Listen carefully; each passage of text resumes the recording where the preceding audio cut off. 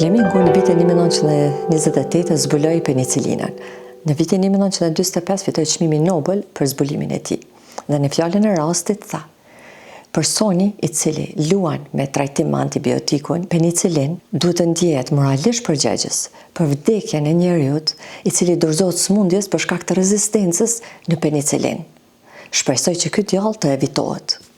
Sot i ftuar për të biseduar për rezistencën antimikrobike është profesor Lul Raka, është profesor në Universitetin e Prishtinës, në katedrën e mikrobiologjisë, punon në Institutin Kombëtar të Shëndetit Publik të Kosovës dhe është udhëheqës i Departamentit për Rezistencë Antimikrobike të Kosovës. Profesor, mirë se keni ardhur në Horizonte Pediatrike. Faleminderit, mirë se ju gjeta, faleminderit për ftesën, cilën e pranova me kënaqësi. Deri në kohën kur nuk kemi pas antibiotik, në epokën para antibiotikëve, njerëzit kanë vdekur për shkak të mungesës antibiotikëve.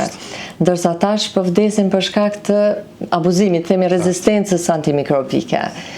A mund të na shpjegoni pak që ta kuptojmë më mirë ashtu saktë rezistencën antimikrobike dhe antibiotikat? Po, pikërisht kështu është situata sot, ashtu siç po thënë ju. Është e papranueshme që 100 vjet gati, tash po bën shpejt 100 vjet prej zbulimit të antibiotikut të parë, penicilinës, ne po rrezikojmë të kthehemi në epokën pa antibiotik, pikërisht për shkak të keqpërdorimit. Duhet theksuar sepse shpesh ka keqkuptime për mua që është njëri kundër antibiotikëve, ndërmjet të disa kolegë, që nuk është as pak e vërtet. Duhet theksojmë se antibiotikët janë borna jashtëzakonisht të çmuara, të cilat në historinë e njerëzimit kanë qenë një prej zbulimeve më të mëdha të njerëzimit, sepse kanë shpëtuar miliona jetë njerëzish. Edhe ende vazhdojnë të shpëtojnë miliona jetë njerëzish, sepse janë të pazaventueshëm në shëndetësi edhe sot. Nuk ka pa antibiotik as kujdes ndaj fëmijëve, as porsalindurve, as te pacientët që janë me kancer edhe kanë infeksione që duhet trajtohen, as kujdes intensiv, as është e paimagjinueshme.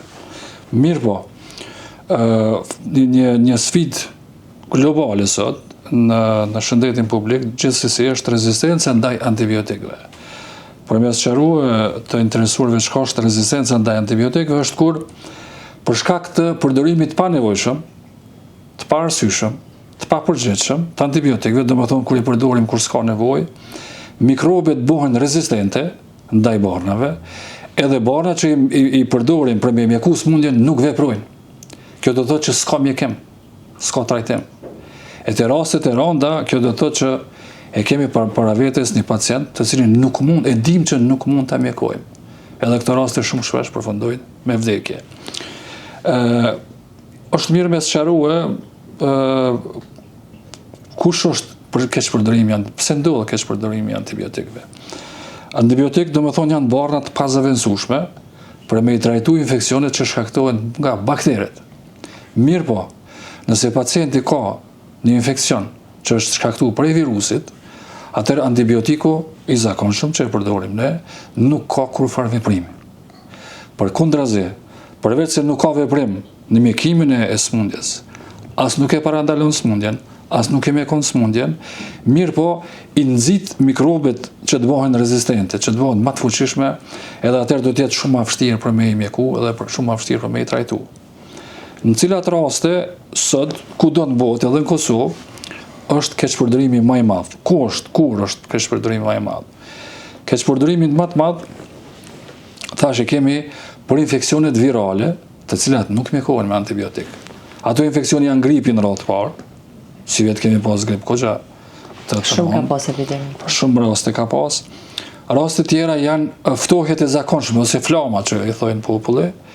Domethënë nëse përdorni kur ka pacienti grip ose nëse ka flamë, që janë infeksione virale, ose shpesh rrjedhjet hundëve pacienti, sidomos fëmijët, atëherë kur farë veprimi këtu antibiotiku nuk ka. Përkundrazi e kelson gjendjen duke nxit shfaqjen dhe përhapjen e rezistencës.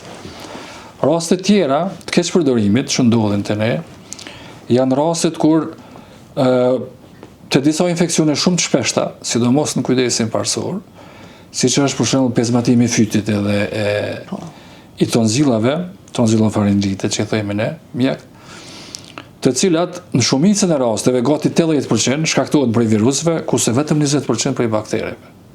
Do të thotë, Antibiotik këtu duhet me përdorur vetëm 20% rasteve, nëse ka dëshmi që ka infekcion bakterial.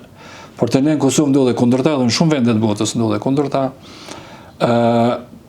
Përdorimi i antibiotikëve të infekcionit të nxefaringitit viral ndodhet 80%.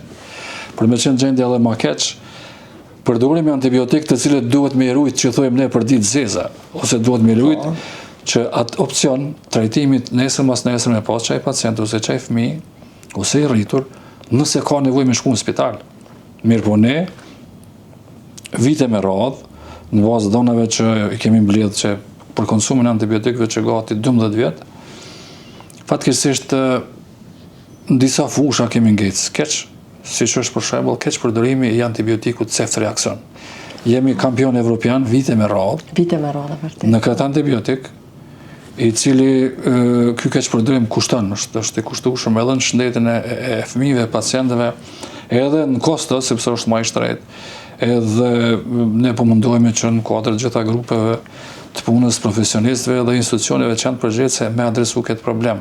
Kjo është përdorim jo vetëm në kujdes spitalor, domethënë sekondar, po edhe në kujdes primar. Kujdesi primar është e papranueshme që ceftriaksoni në bazë të ulëmtimeve të fundit që kemi bën në Kosovë, në gjitha qendrat rajonale, ka dalë që ende është antibiotiku më i përshkruar. Një pjesë e mjekëve thonë po kjo është një pjesë përshkrim prej spitale pacientëve që përshkruan. Mirë po, është shumë më e madhe përqindja e ceftriaksionit që shkruhet vetë nga mjekët e kujdesit parsor në momentet që ki opsione tjera, ki zgjedhje tjera. Tash me u kthy prapë në atë nivelin global shumë i rrethave, ka shtete në botë sot, të cilat nuk kanë qasje fare në antibiotik. Do të thonë po jetojmë, gjithmonë kemi jetuar me një farë pabarazie globale, nëse është. Edhe paradoksalisht rezistenca zhvillohet edhe aty ku të shtetet të cilat nuk kanë problem me qasje. Nëse nuk ka antibiotik me mjeku infeksionet që duhet mjekohen, atëherë ato përfundojnë shumë shpesh përfundojnë me fatalitet. Kurse pjesa tjetër edhe mund të përhapen edhe epidemi, faktikisht. Patjetër që përhapen edhe epidemi, kështu që sot kjo është një sfidë globale, sepse përveç aspektit shëndetësor, që merr jetë njerëzish, sepse nëse ki para vetes një pacient spital të zonë që është rezistent gjithë antibiotik, ai ka vendimin me vdekje të shkruar, përveç keqpërdorimit masiv që po ndodh, është faktor shumë i rëndësishëm. E kjo është edhe aspekti shumë i rëndësishëm edhe aspekti ekonomik, aspekti social, sepse kosto është e jashtëzakonshme. Edhe pasojat janë jashtëzakonshme. Nëse vazhdojmë me trendin e sotëm, sepse ka ulëmtime edhe prognostike, edhe të cilat i ka bëu edhe UBSH-ja, mirë po edhe institucione tjera prestigjioze, nëse vazhdojmë me trendin e sotëm të përdorimit ose më mirë me thonë të keq përdorimit të antibiotikëve, atëherë sipas këtyre studimeve, në vitin 2050, më tepër do të vdesin njerëz prej infeksioneve me mikrobe rezistente se sa prej kancerit. Sot nga kanceri vdesin 8.200.000 njerëz. Ky trend është trend shqetësues, sepse prek shumë nivele të organizmit edhe shumë sëmundje, i prek edhe traktin respirator, edhe urinar, edhe lëkurën, edhe infeksionet sistemik është gjithë përfshirës. Prek shumë pika. Prandaj nuk duhet harruar edhe aspektin ekonomik. Edhe pikërisht për shkak të kësaj, hospitalizimet e zgjatur.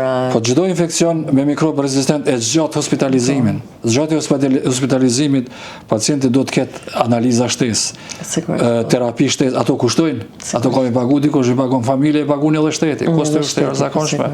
Prandaj shtetet e botës, edhe të zhvilluara, edhe të pazhvilluara me kapacitetin që e kanë, e kanë po që është problem global edhe duhet të adresojnë, edhe për këtë arsye kanë vendosur me nda shumë të jashtëzakonshme. Edhe si vitin e kaluar fakt ka qenë edhe në Asamblenë e Përgjithshme të Kombeve të Bashkuara si obligim për gjitha shtetet anëtare që ta adresojnë.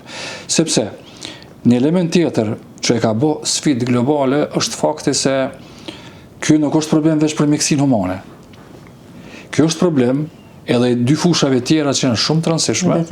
Ajo është sektori veterinës, edhe sektori tjetër është mjedisit.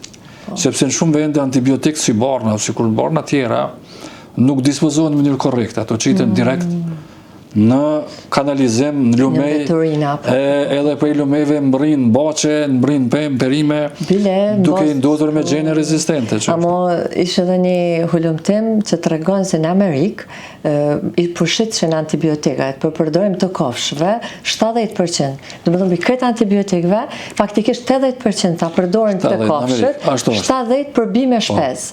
So që ke njerëzve ma pak ju jepshin. Edhe pse, jo, di ku problemi këto. Problemi se nëse shikuesi thjesht do ta interpreton të si okay, lloj kafshë kanë infeksione duhet me të mirë, po këtu nuk ka problemi. Jo, nuk është problemi është që ky 70% që bëtu që është në Amerikë, por antibiotikëve që janë prodhu. Këto përdoren si promotor të rritjes kafshëve në vendet e treta. Vende për kushtet nuk ishin të mira, atjetesës, pjepshin për më rritë kafshë. Që ashtu, kretë kafshë fermës, i u qëtë sasit vogla të antibiotikve. Tash, kur e blinë qatë mishin e qase kafshë, Brazilit atë Argentinës, anëve tjera të botës, këto e rrisin masën muskulore të kafshës për 10-15%. Na i paguj me kilogram. E tash, kur i morrim këto kafshë shpesher kanë mikrobe të cilat shkaktojnë tash të quhetrin si që qunë populli helmi me ushqim. Në qofë se ki helmi me ushqim, me mikrob që është në mishën e qësaj kafshëve, sepse nuk u zi mirë ose nuk u pjek mirë, atëherë, të rastet e ronda, ish dasht në kushte reale, me dhonë antibiotik, se ajo shkaktu për i bakteres. Mirë po nëse kemi idejnë që qato antibiotik, që ne mundohemi me mjeku, ajo kafsh, ka zhvillu rezistent. Ajo është ushqy me ta, edhe s'ka kur farë ndikimi. Në Bashkimin Evropian, prej 2007-ës, është ndalu me ligj përdorimi i antibiotikëve si promotor të rritjes kafshëve. Në Kosovë... A ka kontrol për këta? Kontrol, nuk ka kontrol, mirë po, nga njerë ne kemi pa lajme që ka shpesh raste se konsumi, importi i mishit është, ka import nga njerë ilegal në qoftë nga Serbia, në Macedonia, ose që nuk i plotësojnë standardet mikrobiologjike e higjienike, dhe më tonë mundet me qenë të rrezikshme për shëndet, edhe ushqim na konsumojmë çdo ditë, me zhmbrim non-stop, edhe pse në Kosovë numri i krerëve të kafshëve është zvoglu, mirë po na prapë se prapë importojmë, nëse kemi këtu mund ta kontrollojmë ma lehtë. Po elementi i mirë është që në kuadër të luftës kundër rezistencës, para i ka 2 javë ose 3 javë, Ministria e Shëndetësisë ka miratu udhëzimin administrativ, që është kornizë ligjore, për sigurinë e pacientit, rezistencën antimikrobike dhe infeksionet spitalore, që kemi quajtur. Në mënyrë ligjore, dhe më thonë, është vendos korniza, e cila në disa aspekte lehtëson punën, tu e përfshi edhe çet pjesën e veterinës, sepse Kosova është tash jemi në fazën e synimit për antarësinë në Bashkimin Evropian, komplet legjislacioni duhet me qenë përputhje me legjislacionin e Evropës, kështu që kjo është një prej pikave që ka hyrë. Tash do ta shohim sa do të zbatohet. Do të kjo duhet mu zbatuar një për një në shëndetësinë primare, apo? Apo për krejt shëndetësinë? Jo, për krejt shëndetësinë. Për krejt shëndetësinë, aty janë detyrat dhe përgjegjësitë e secilit hisedar, secilit institucion, qoftë në rezistencën antimikrobike, qoftë kujdesin në sigurinë e pacientit, edhe në parandalimin e infeksioneve që merren gjatë kujdesit shëndetësor. Edhe besoj që kjo do të jetë një ndihmëse e madhe në shtytjen e zbatimit të programeve të quajtura programet e kujdestarisë antibiotikëve, që janë programe për përdorimin e përgjithshëm racional të antibiotikëve atëherë kur ka nevojë. Si trashëgohet përmes gjeneve apo mënyra se si rezistenca shpërndahet në mes bakterieve?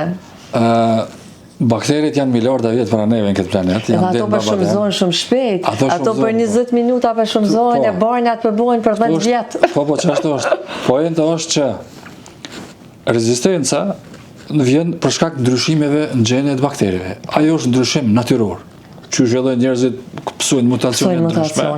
Dhe me thonë, mirë po, këto ndryshime në gjenet të bakterieve që ndodhin, nëse ka stimulator ose katalizator për shfaqjen e çdo ndryshimeve gjenetike, nëse një ndryshim gjenetik kish mu shfaq ta zonë për 30 vjet.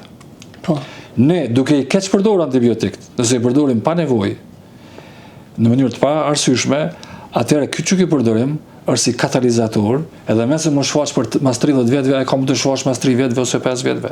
Shfaqet rezistenca. Elementi tjetër që e përmendë kompanitë farmaceutike, duke e ditë faktin që rezistenca është problem për çdo antibiotik të ri, kompanitë kanë ikë për investimin në antibiotik të ri, që 30 vjet s'është asnjë klasë e re antibiotikëve, klasë e re, kanë ikë në ulëmtimin e borneve për diabet edhe për smundje kardiovaskulare, të cilat janë ma profitabile, edhe një pjesë e kompanive të cilat kanë investuar në antibiotik të rinj, shumë në vendin e botës zhvillume, kanë bankrotuar, domethënë nuk kanë pas sukses. Edhe për to është i rrezikshëm. Mirë po, cila qasje kishme dhez. E vetmja qasje do të ishte sikur me morë shembullin e Covidit, vaksinave të Covidit, sepse kompanive ju intereson fitimi. Investime miliardë nuk ban asnjë kompani nëse nuk ka garanci që ka me pas sukses çaj proces. Nuk është i sigurt bari ose thjesht nuk dështon çaj projekt, çaj hulumtim. E këtu shtetet më të fuqishme e kanë mbuluar çat pjesë. E kanë këshillu kompanitë farmaceutike, na e paguajmë, na rrezikojmë. Edhe nëse dështon, paret tona janë. Edhe ajo ka dhezë te Covidi. E vetmja rrugëzgjidhja është të antibiotik të ri kjo qasje, që të ketë mbështetje nga shtetet, në bashkëpunim me kompanitë që të aprodhojnë, që të hulumtojnë, edhe mandej me pas edhe incentiva, sepse këtu është luftë në cilën duhet të fitojmë të gjithë, jo të humbim të gjithë, momentalisht humbim të gjithë këtu. Edhe të përmend edhe në fillim kancerin, për mja but qartë ma e letë se nga njerë populli mendon musum rrok, jo të rrok, rezistenca e rrok se cilin. Bile edhe njerë që s'ka përdor kur antibiotik, mund të infektohet me një bakterje cila është multirezistente. Tashmë është rezistente. Edhe nuk i ndikon asnjë antibiotik. Që një shembull shumë thjesht, për me ilustru këta. Tuberkulozi. Ende është problem, shumë vendet botës. Terapia për tuberkulozë pihet momentalisht 6 muajt. Kostoja për një pacient është 40 euro. Edhe suksesi i mjekimit është 85%.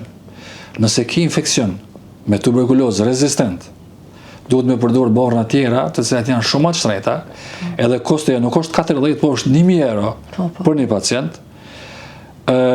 Mandej, suksesi i shërimit është vetëm 50%, gjysma, nuk është 85%, 50% është.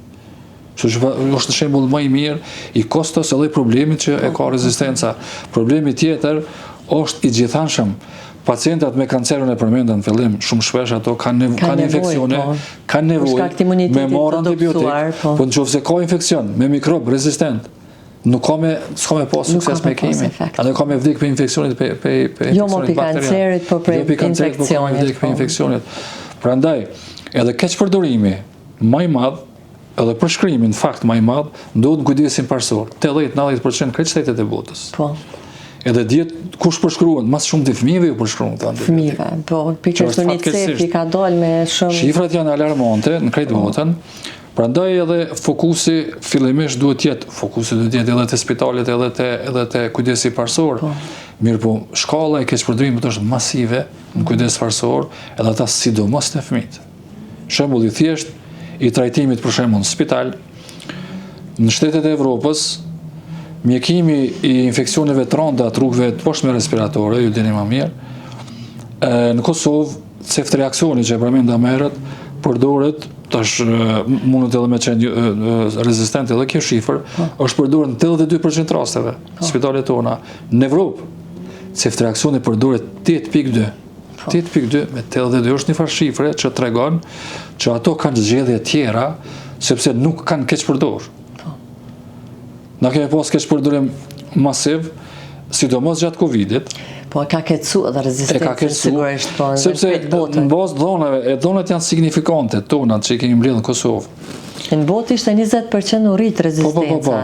Në Kosovë, prej vitit 2011, kur ka filluar mbledhja e parë e dhonave, deri para Covidit 18-19, konsumi total i antibiotikëve është ullë gati për 25%, që është rezultat i jashtëzakonshëm. Edhe pse në anën tjetër për ceftriakson kemi qenë kampion evropian. Mirë po totali është ullë. Ajo flet që ka zhvillime pozitive edhe te vetëdijsimi i prindërve, sidomos nonave, sepse derisa përpara nonat kanë bërë presion, ju e dini më mirë si pediatre, shkruaj fëmijës tem antibiotik se si kalon për antibiotik. Edhe injekcione. Sot është rrit numri nonave që thonë aça që s'mund të shpëjnë, që do të marrë antibiotik. Kjo është vetëdijsim, është shumë pozitive. Mirë po, Covidi e praptoi rezultatin, edhe në Kosovë dhe në disa shtete të botës, jo në gjitha, sepse në shtete tjera që kanë kontroll, edhe që kanë pak rigorozitet në keqpërdrim të antibiotikëve, nuk ka pas kur fardallimi para Covidit e mas Covidit. Fatkeqësisht edhe mas Covidit kemi vazhdu me trend, jo si kur në Covid, mirë po ende është i lartë, edhe është ma i lartë se sa para në fillet e para.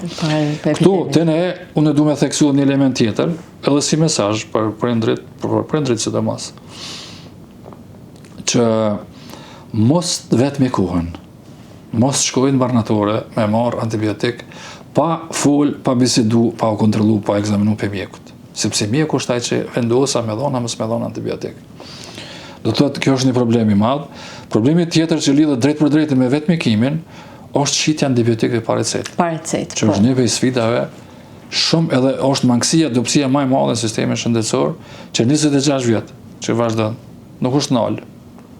Nuk është nal. Jo, nuk është nal, e vërtetë. Kjo është pengesë serioze për çfarë do avancimi që do me bë. Vetëdijsimi është proces afatgjatë, zgjata e mirë, po shohim që ka rritje nga njëra tepërt, sepse prind kanë njerë po bën edhe Google doktora, po jo e ki doktorin tan. Mundesh me lexu, mirë me lexu sa më shumë. Mirë po konsultën e ki me mjekun tan, ai tregon pse duhet me marr antibiotik, edhe nëse ki infekcion viral, mos ta harrojmë një sen, përveç shfaqjes dhe prapjes rezistencës. Antibiotik kanë edhe efekte anësore. Pikërisht, po. Ma shumë ka efekte anësore antibiotiku nëse merret pa nevojë se sa vetë smundja. Edhe ka dëshmit shumë të botë që përveç efekteve anësore si që janë alergjia, infekcionit me fungje, keqësimi situatës për personat me smundje shoqëruese, një element tjetër është që antibiotiku, çdo kokër antibiotikut, e prish balansin e florës normale në zorë. Edhe kjo, kohëve të fundit, është lidhur në shumë hulumtime si faktor i rëndësishëm edhe i alergjisë, edhe i imunitetit, imunitetit të fëmijëve. Pra ndaj duhet me pas kujdes, me përdor vetëm atëherë kur janë të nevojshëm të infeksionet bakteriale pas këshillës mjekut, edhe ata me përdor ashtu siç ja ka përshkruar mjeku. Pa i huq asnjë dozë, pa e ndërprej mjekimin para kohe, ditën e dytë jam më mirë, nuk pi përdori. Duke e çu deri në fund, pa marrë parasysh a e keni vetin më mirë ajo, edhe duke mos i shkëmbyer antibiotik, mja dhonë mi përdorë se më ka vetë për vllavët, motrës, familjes aty, që është e gabueshme. Se është një infekcion sigurisht, po. Po, është e gabueshme. Menaxhimi dhimbjeve mund është nëse ki brufen, paracetamol, mund është me pjesë, o problem. Mirë po, antibiotikun jo pa e konsultu mjekun tanë. Po. Interesant, tashti për marrin edhe probiotik, edhe si pas ashtu të shpërndarës informatave, pak kompenzohet flora bakteriale.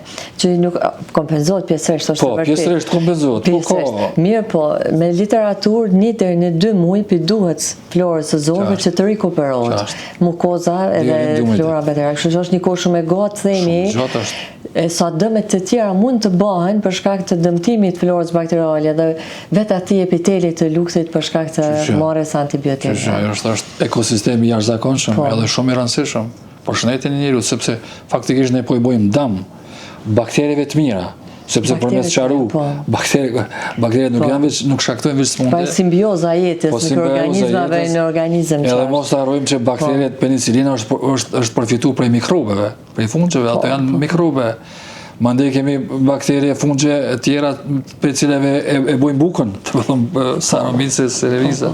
Që nuk është krejt zë të bakterjet mirë, po fokusi jonë nështë ato që na krijojnë probleme, me pas kujdes edhe me përcjell këshillën e mjekut, sepse disa infekcione virale ato shruhen vetvetiju. Nuk ka nevojë. Mjafton me konsumu langë, me pushu në shpejt. Me parandalu infekcionin me la dur që që kemi mësue. Higjienat. A ka programe të emergjencës në Kosovë, për program të emergjencës antimikrobike? Po, emergjencë, po mire ki faktikisht kjo është tashmosh, bo emergjencë globale, ka program, Kosova bashkë me shtetet tjera të Ballkanit Perëndimor janë ftu moti prej Bashkimit Evropian para 2009-10 që në qëtë programin e rezistencës dhe infekcioneve gjatë kujdesit shëndetësor. Tash ka pas lëvizje ndryshme të shteteve aty, Kosova ka qenë e fundit që u ka bashkangjitur, mirë po i pare ka bërë detyrat e shtëpisë. Në 2011 ne ka përgatitur planin e parë të veprimit. E kemi bërë edhe planin e dytë gjatë 2019-2021. I pari ka qenë jashtëzakonisht i suksesshëm, edhe pse s'ka pas mbështetje institucionale, mirë po me grante kemi aplikuar për grante ndryshme, të cilat i kemi fitu si Kosovë, edhe krejt çaj plan ato por janë shpenzuar aty. Edhe momentalisht jemi duke prit finalizimin, nënshkrimin, miratimin e një planit të ri të veprimit që do t'i përfshi 3 ministri, edhe cilën e kemi punu bashkë me Qendrën Evropiane për Parandalimin e Sëmundjeve, ECDC, bashkë me EFSA-n, Agjenci Evropiane për Veterinën, dhe Bashkimin Evropian, Komisionin Evropian. Zyra e Kryeministrisë e ka dhënë dritën në gjelbërt, si një dokument shumë i rëndësishëm, edhe vetëm pritet finalizimi. Kjo do t'jetë një ndihmëse jashtëzakonshme.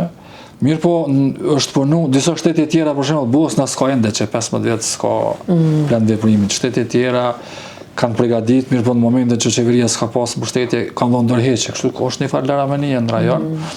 Po në vendin tonë, për aktiviteteve tjera që do t'i veçoja, është përfshirja e edukimit edhe vetëdijësimit, duke fillu prej edukimit deri diplomek, do me thonë në universitet, siguria e pacientit, kontrolli infeksioneve, tashmë së fundi edhe rezistenca ndaj antibiotikëve është lanë zgjedhore, që është një shtytje e rëndësishme.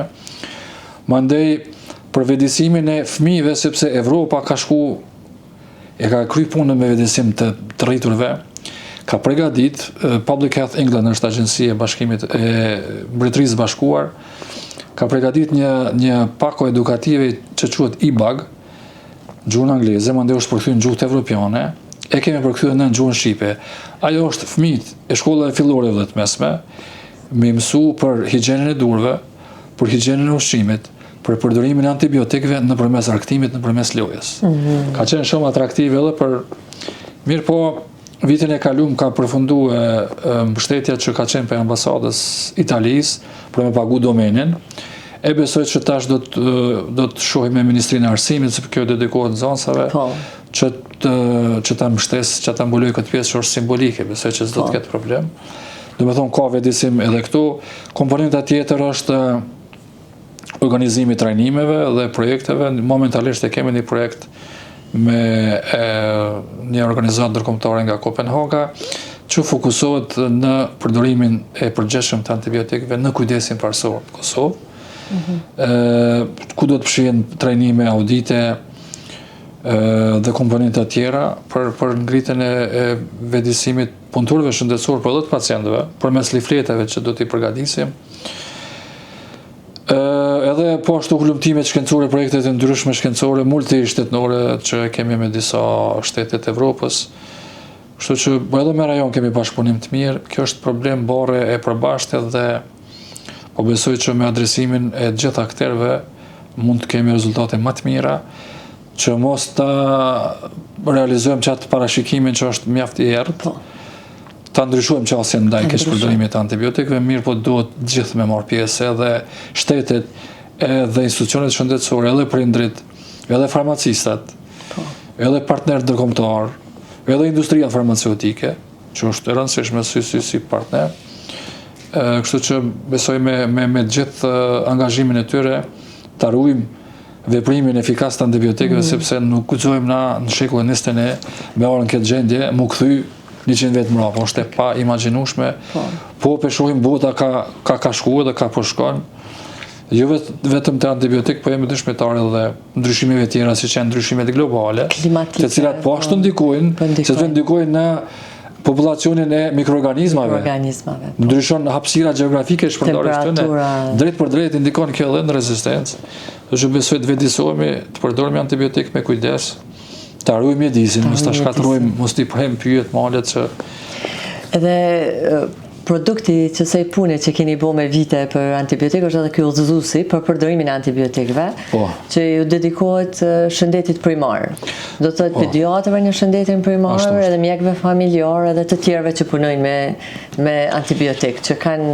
Po ky ka qenë një obligim institucional i Ministrisë së Shëndetësisë, në është ma mirë vonë se hiç, po me pas një dokument zyrtar, i cili i obligon mjekët e kujdesit parsor që të respektojnë standardet e bazuar në dëshmi. Këto janë evidence-based medicine. Këto janë udhëzues, domethënë në cilat raste të përdoren cilet antibiotik. Antibiotikat për infeksionet më të shpeshta në kujdesin parsor është shpërndarë në të gjitha që kam e fëtë e Kosovës. Domethënë është edhe në internet që mund të... Është edhe në internet mund të shkarkohet, mirë po kemi shpërndar për krejt mjekt, po ndoshta është mirë me shpërndar në sektorin privat, na ka ngesë më duket sektori privat i cili po ashtu punon në kujdesin parsor dhe jep kontribut të madh, sepse edhe është mbulu një zbrasti, sepse ka pas zbrasti, po është bazuar në standardet më të fundit shkencore, ndërkombëtare, po ashtu është marrë parasysh edhe epidemiologjia lokale, sepse profili disa mikroorganizmave në Kosovë ai rezistencës dallon. Se ka rezistencë më të madhe. Po, ka rezistencë më të madhe për disa GSS, për disa mikroorganizma, për shembull të infeksionit të traktit urinar. Gjersa në disa shtetet e Evropës edhe të botës, edhe kanë rekomandim ato, ende përdorin trimetoprim sulfametoksazonin se baktrimën, te na motibaktrima është larguar. Ka rezistencë bekit. Për shkak të rezistencës, mandej kemi rezistencë në disa antibiotik tjerë. Ampicillina nuk është. Ampicillina. Pa pas edhe tetraciklinat po ashtu. Kështu që duhet t'i ndjekim edhe profilin lokal tonin, kontekstin nacional tonin në mënyrë që me qenë e zbatueshme për rrethonat tona. Për shkak profilit tam nefrologe jam me profilizim, po më intereson marrja mostrës. Mendoni se për shembull un kam pas raste, domethënë, në qoftë se një prind ka ardhur me një tablo krejt rezistente të kulturës, nuk e kam besu. Infekcioni i parë ose i dytë me një rezistencë ashtë ma edhe fëmijë vogël, nuk më përgjithshke edhe me klinikën faktikisht, se panomali për cilëse të traktit genitouretral nuk ka bash ashtu të rezistencë, pi përvojës.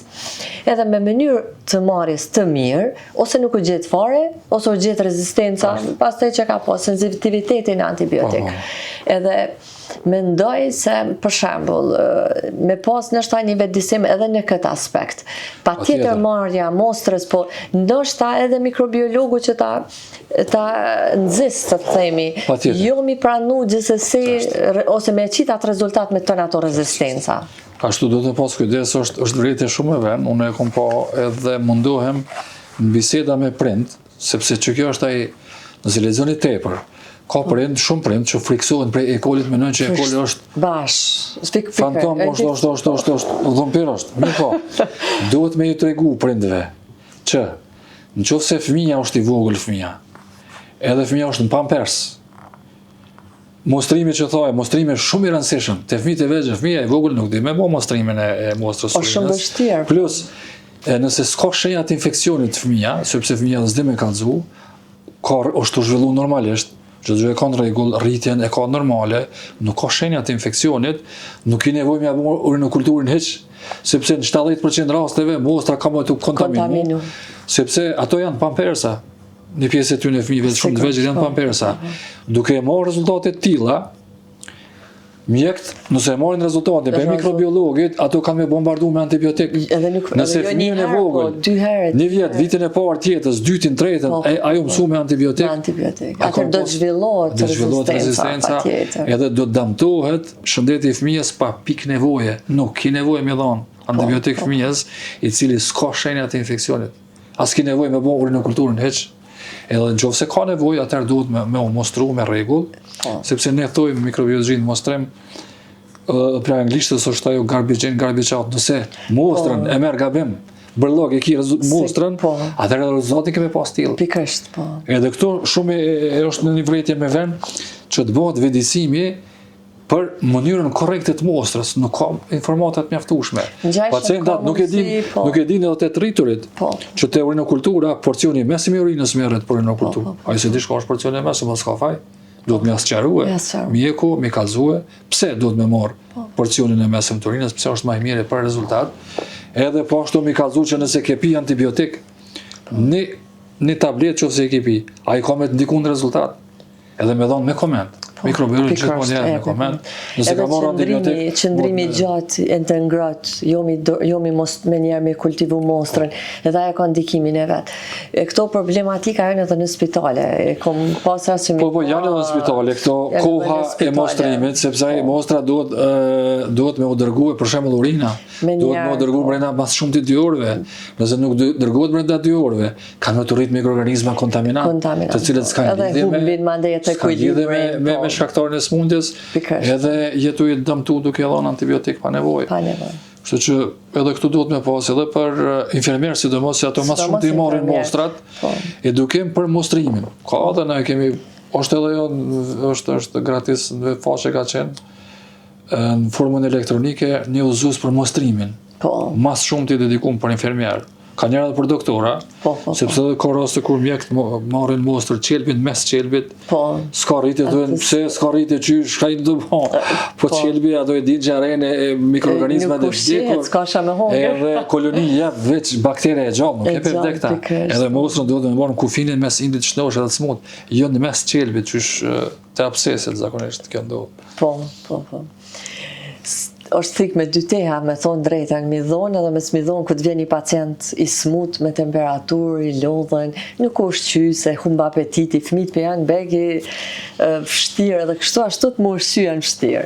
Mirë, po fakturën e qësaj thike me 2 teha jemi të paguna që tash, me prapën e rezistencës, edhe një element tjetër, që është shqetësues, në një hulumtim 5 vjeçar që ka qenë 50 spitalet e Evropës, numri më i madh, mjekët e kuptojnë këta, numri më i madh i rasteve të posalindurit, rezistent ndaj karbapenemeve, zakonisht kanë qenë acinotobaktera, kanë qenë të fëmijët në Kosovë.